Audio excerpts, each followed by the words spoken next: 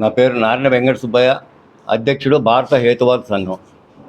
మిత్రులారా, ఈరోజు మనకి హైటెక్ ముఖ్యమంత్రిగా పేరు తెచ్చుకున్న చంద్రబాబు నాయుడు గారు కొన్ని లోటెక్ పనులు చేస్తున్నటువంటి దాన్ని మనం గమనించాలి.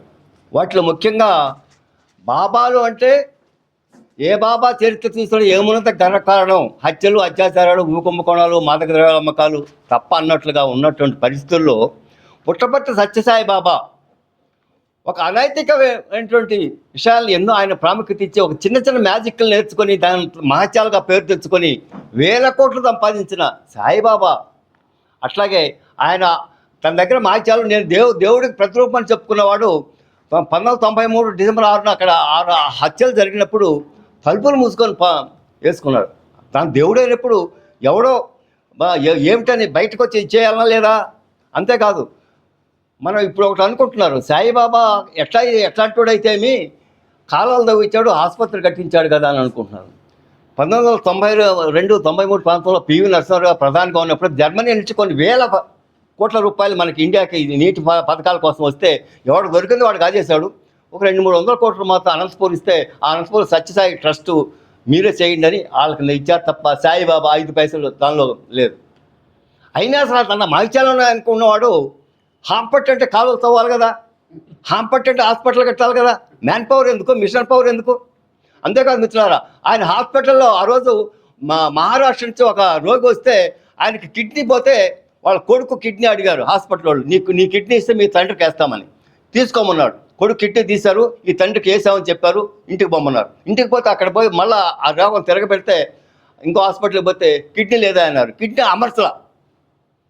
కొడుకు కిడ్నీ తీశారు కానీ తండ్రికి అమర్చలా. అక్కడ ఏం చేశారు?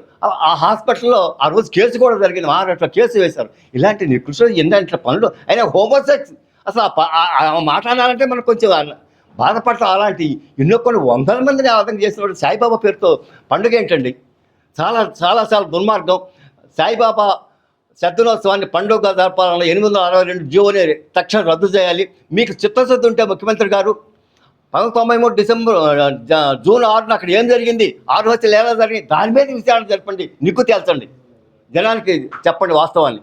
అంతేకాదు, కల్తీ సరుకులు, కల్తీ మందులు అమ్ముకొని సుప్రీంకోర్టు చేవాట్లు తిన్నటువంటి రామ్దేవ్ బాబాని నువ్వు పక్కన ఎట్లా కూర్చోబెట్టుకొని చంద్రబాబు గారు సేవలో కప్పుతావు? మాకు చాలా అవమానంగా ఉంది. అసలు మీ పక్కన కూర్చుంటే ఆయనకి గోచి తడవాలి.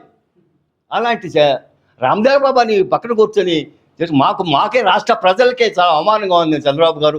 అంతేకాదు, ఆ స్వరూపానందకి క్యాన్సిల్ చేసిన భూములకి ఇస్తామని ఒక ప్రపోజల్ వస్తూ ఉంది. అట్లాగే హార్సిల్ హిల్స్లో భూములు ఇస్తామని అనుకుంటున్నారు. అట్లాగే నువ్వు ఒక సలహాదారుడికి పెట్టుకోవచ్చు. కానీ ఇలాంటి బాబాలని మీ దరి రానివద్దు, లౌకికతానికి తూట్లు పడవద్దని చంద్రబాబు గారు విజ్ఞప్తి చేస్తున్నాము.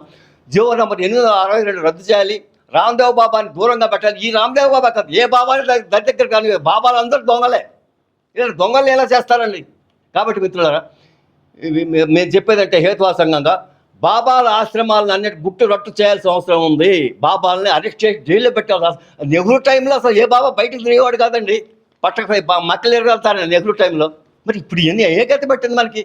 దొంగల్ని ఫోజులు కూడా తిరుగుతున్నారు.